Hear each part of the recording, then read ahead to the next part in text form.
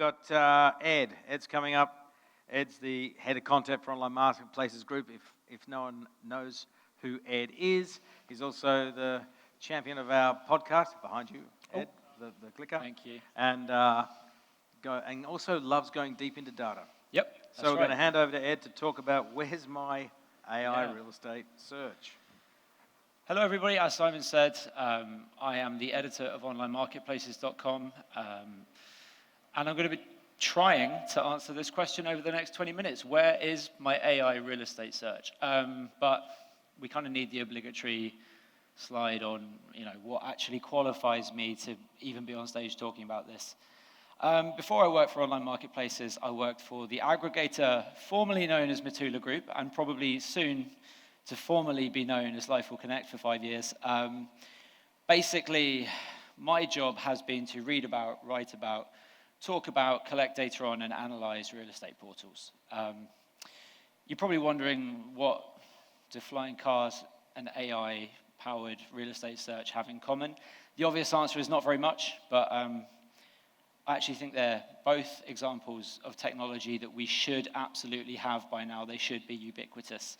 I recently read this book here, Where is My Flying Car, by a very distinguished and very disgruntled scientist. To sum the book up, it basically uses the example of the flying car to berate the state of innovation in science over the last 50 years. Basically, the author thinks we should all have flying cars by now. I read this book, and there were, in my opinion, some kind of similarities with my industry. I think perhaps over the last few years, this narrative has begun to build up. People think that AI-powered natural language search is inevitable and imminent on real estate portals. I'm not so sure. As a caveat there, these people are probably much cleverer than me. So next step is defining what I'm actually talking about by AI-powered real estate search. What I'm not talking about is just like basic free text keyword search that searches the descriptions. That's not what we're talking about. Also, not really this. This is a kind of co-pilot-y, not really a discovery tool from Bayut, which is actually really slow. We're not talking about that. What we're talking about is replacing the kind of location-first box on the front cover of portals that we've all known and loved for 20 years with something a bit different, something that actually tokenizes the input and uses the input to search. Could be either voice or free text search. That's what I'm talking about. The next obvious question is, well, where are we? How many portals do actually have AI-powered search in 2025? Some of you will know I have a big spreadsheet, which is sort of famous at this point. There's about 900 real estate portals on it, which I think is all of the real estate portals in the world. Periodically, I go through it and see what features they all have and do not have. In January, I did that, and the upshot is only 1% of them have any kind of AI-powered real estate search. So not very many is the answer. Now, going back to that book for a minute, the scientist is kind of exploring... Oh, sorry, the GIF just went and then stopped. The scientist is kind of exploring reasons why he thinks that technological innovation has stalled over the last 50 years, and one of the things that he talks about is this concept of an innovation lull. So a period where, for whatever reason, innovation's just not really happening, right? Now, if you look at the front cover of real estate portals around the world, you would certainly be forgiven for thinking that we are in an innovation lull. This is supposed to be a GIF, but apparently it isn't a GIF. It's Rightmove's front cover over the last 25 years. It actually doesn't matter that this GIF doesn't work, because basically the whole point is that it looks like that for 25 years. It hasn't changed.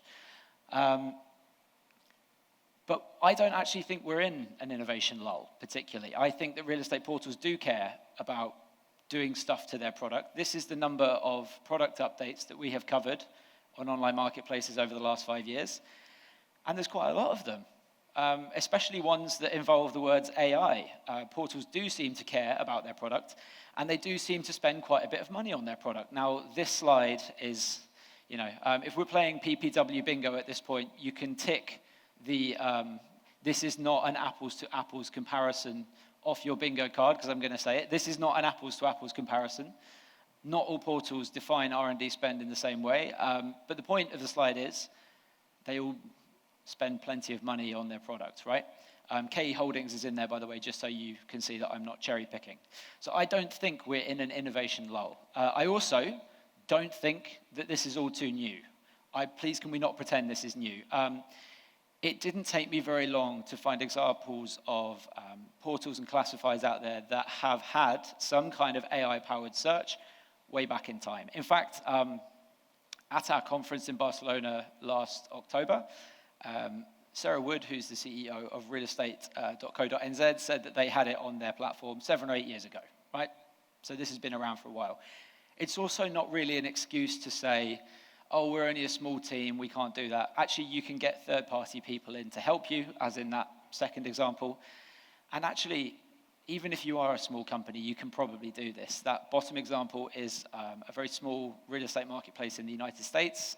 In 2021, its founder showed me a very good working example of AI-powered voice search that he had built himself in 2021. So please, can we not pretend that this is all too new? I really don't think that is the case. So it's not too new, and we're not in some sort of innovation lull. So why do we only have 1% of portals with AI search?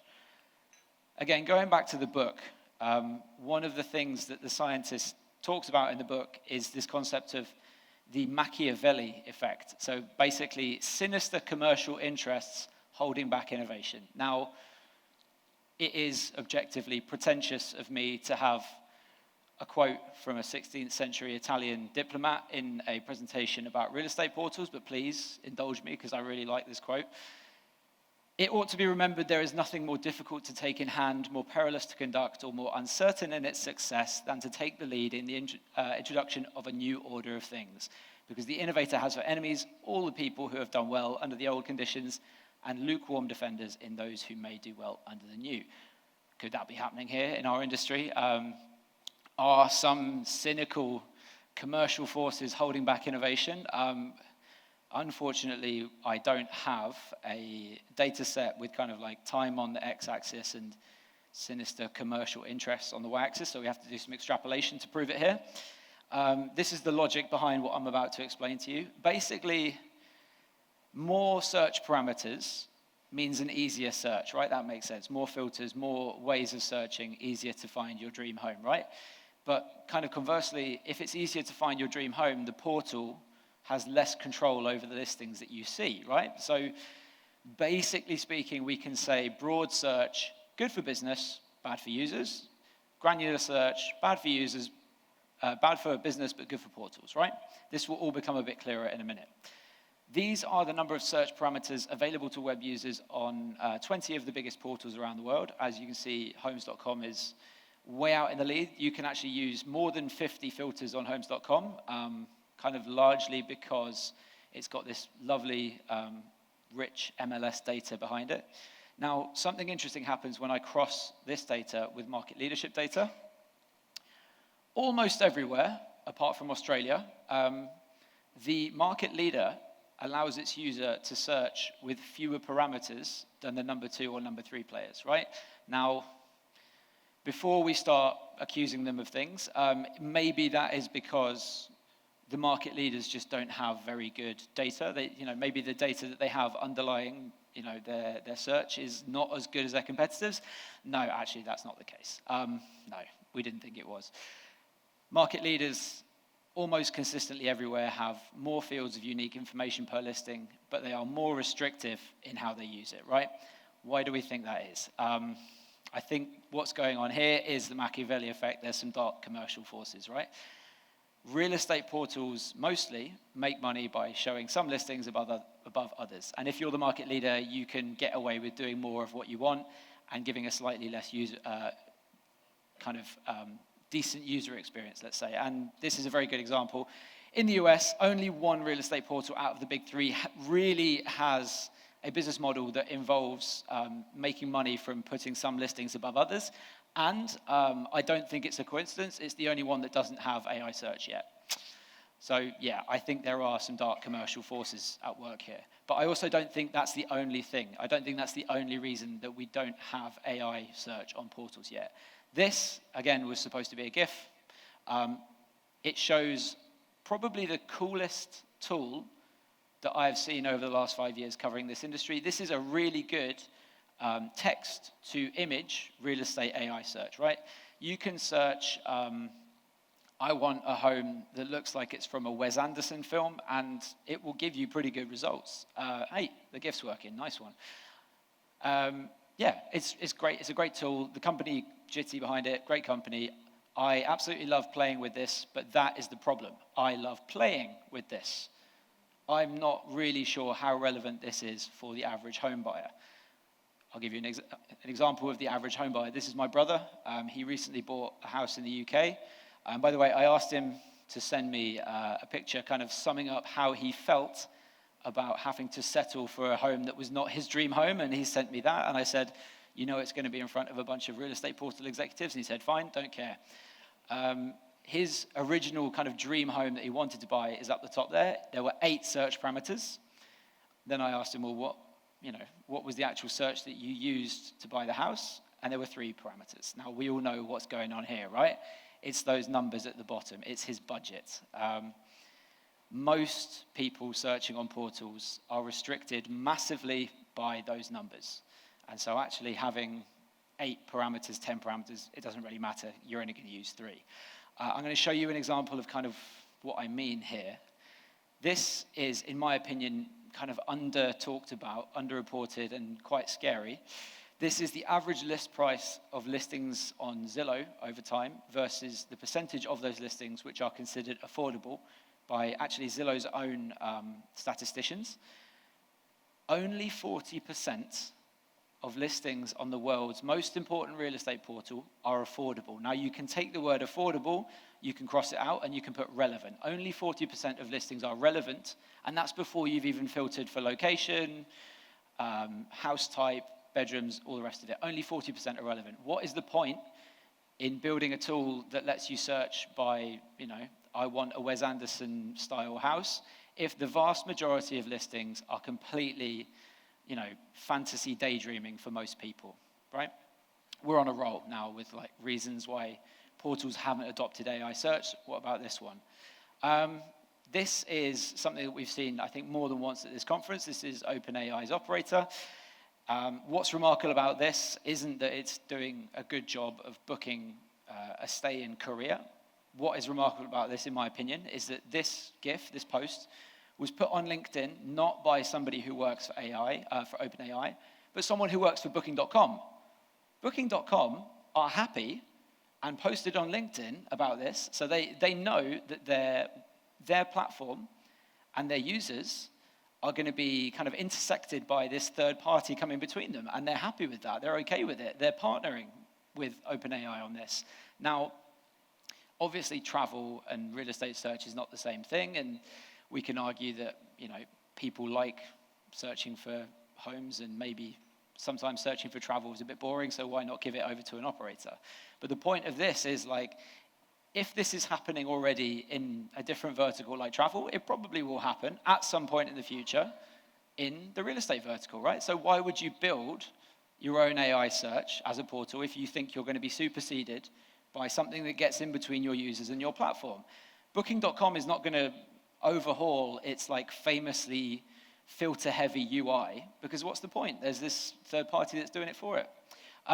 Another reason, and we won't spend too much time on this because it's depressing, in researching this, I was kind of talking to people who know about products and whatnot, and someone said to me, the average working age adult has a reading and comprehension age of 9 in the UK, right? And that kind of got me thinking, well, yeah, those of us who kind of deal with narratives in the industry and talk about what's next and stuff, we're in the 0.01 percentile of people who think about real estate portals. Most people will not adopt this stuff, absolutely will not adopt this stuff, will not use it until there is until it's in the zeitgeist, until there is critical mass of adoption. Now, where are we in terms of adoption? Well, one clue for that might be the projected growth of AI internet search. So I asked Perplexity, and I asked Gemini, and I asked ChatGPT what that was, and this is an amalgam of their answers. Supposedly, right now, we are at about 7% of searches done via AI internet search, right? Except actually the critical mass usually for these things is about 15 to 18%, and we're, anyone's best guess is maybe we get there by 2028 or something. Except that's only for informational searches like, who is Taylor Swift's boyfriend, not for transactional searches like, I want to buy a house in Bristol, right? Except, actually that previous slide was a load of nonsense. Anyone guessing this stuff basically doesn't know. We don't know. This is an example of AI search hype revisionism, which already exists. The best data, by the way, on this whole topic is from a study done by a company called SparkToro with another company called Datos. This is the CEO of one of those companies basically saying, last year, Google search was 373 times as large as ChatGPT. Basically, all the hype, ChatGPT may end up being the size of Yahoo in 4 or 5 years, but actually it's like, calm down, everyone, basically. So, going back to the question of why we don't have AI search on portals, this is how I think some portals might be thinking about the whole topic. In the 4 column, you've got, it probably is better for users. Your competitor might have it. As we know, portals are kind of like sheep with functionality. And, speakers at a conference said, this is the future, right? So that's the 4 column. But then the against column, you've got these dark commercial forces, this Machiavellian effect that says that if you give the user too much control over search, they won't see as many premium listings. They probably won't send as many kind of useless leads. You've got these unsophisticated consumers with a reading age of 9, waiting for the critical mass of adoption before they'll do anything new. You've got what I think is an underreported or under-talked about affordability crisis, meaning that only about 40% of listings are even relevant. So what's the point in having search with 20 parameters when only 3 of them are relevant? By the way, it's 40% in the US. I spoke to a few other portals. I think in Spain, Idealista told me it was like 45%. In the UK, it's something like 45%. So this is not just an American thing. I imagine not all the listings here in Thailand are that affordable either. And then you've got this possibility of being superseded by third-party agentic search. So the booking example, why would I bother overhauling all my filters, building a new feature, completely changing my user experience when probably I'm going to be superseded by this thing coming between my users and my platform anyway, right? It's all a bit depressing, right? If you're someone like me that wants to see innovation in the industry, this is all kind of depressing. There is another way, though. So the way that I think a lot of these big portals will think about this isn't let's give the user a box or a voice search to say whatever they want. What they will do instead, or what they are doing, but not shouting about it as much as some of the others, is using AI or machine learning instead. By the way, this is probably just machine learning. This isn't AI. As I think it was Georg had the other day, machine learning seems to be one of these terms that now just means AI, right? To quote Christoph, who's in the room here, we spoke to Christoph about this on our podcast, and he said, the evolution is more to a searchless experience. Basically, AI as a recommendation engine rather than like this UI for users to put in whatever they want, right? You can still control what the user sees to a fairly good extent. So conclusions, like having looked at this for the last 2 months, these are some of my perhaps obvious but definitely worth restating conclusions. Innovation isn't linear, right? Us talking about what we're seeing now and projecting it into the future is usually completely useless. The stuff that we end up with isn't always the stuff that we thought it would be. Secondly, really obvious in this industry, but again, worth restating. Possible, feasible, and better doesn't mean inevitable. Another good example of this, travel time search. I'm sure you've all seen travel time search. If I were to tell you that last time I looked, only 3% of portals around the world have travel time search, that is pretty much, proof of that second point. And kind of, again, obviously, but I think it's worth stating, is that in my opinion, the value here isn't necessarily just in like users putting in their search. The value is in enriching the data in the back end, which has a whole load of other positive kind of outcomes for real estate portals. Anyway, that's conclusions, but it's not the last slide. The last slide is the cringy, sorry I have to do it, like and subscribe slide. If you've liked what I've been talking about on here, this is a topic that we talk about quite a lot on the podcast I do with Simon and Harvey called the PPW Podcast. Check it out.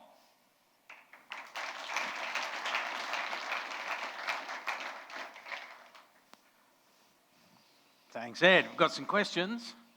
As someone with the reading acumen of a 9-year-old, okay, I didn't do this. Jonathan. Different Jonathan. Okay. I'm delighted to see that many of my fellow Brits are at the same level. But where did that statistic come from? So it came from somebody who I talked to, Louisa, who was on there, but also, I did research it as well. It's on a whole load of government websites. So if you go to, I can't remember what the website, it was like Surrey County Council or something, and it was like a guide for how to, if you work for Surrey County Council, how to produce materials, and it said, the average reading age is 90, and by the way, in the US, it's only something like 11, so it's not much better in the rest of the world. Okay. No comments as an Australian. Okay, how personalised and customisable is AI-powered search? Okay, so how personalised? It's as personalised as your data can make it. So if you think I'm a person searching and I want to know whether the garden of this new house is south-facing, well, the portal has to have that as a taxonomy in its back end. So that's how personalized it is or isn't. Customizable, it's as customizable as what your imagination can come up with. The only variable is whether the portal has that relevant taxonomy in the back end and has tagged all the listings with it. Okay. What's the incremental revenue projection for utilizing AI-powered search? There isn't any additional revenue for using AI-powered search. That's kind of the point of one of the slides, is like, actually, if your business model is showing some listings higher than the other listings, it's not, you're going to probably lose money if you give users true control over their search, because they won't see as many, premium listings. Okay. What if we provided AI search features as a service that can be integrated via open APIs? Will the portals be ready to integrate it? You would have to ask the portals. I would say this, having studied these companies over the last 5 years and kind of done studies of what features they do and don't have and how quickly they do or do not adopt new features, good luck. Okay. Should we stop talking about AI and start talking about affordability? Yes, good question, Harvey. I think we really should. When I plotted that graph, that Zillow graph, it was crazy. I couldn't believe only 40% of listings are affordable. Now, again, you can cross out the word affordable and just put relevant, and that's before you've searched. Like, I don't want to be mean, but like most of the people talking about this stuff are millionaires, right? And it's something that I don't think we talk about enough. Basically, yes. Are we underestimating the power of voice-based agentic search? Isn't it even better for comprehensive of a 9-year-old? Possibly. So this comes back to like anyone who says that they can answer a question like that accurately is probably selling smoke, as they say in Spanish.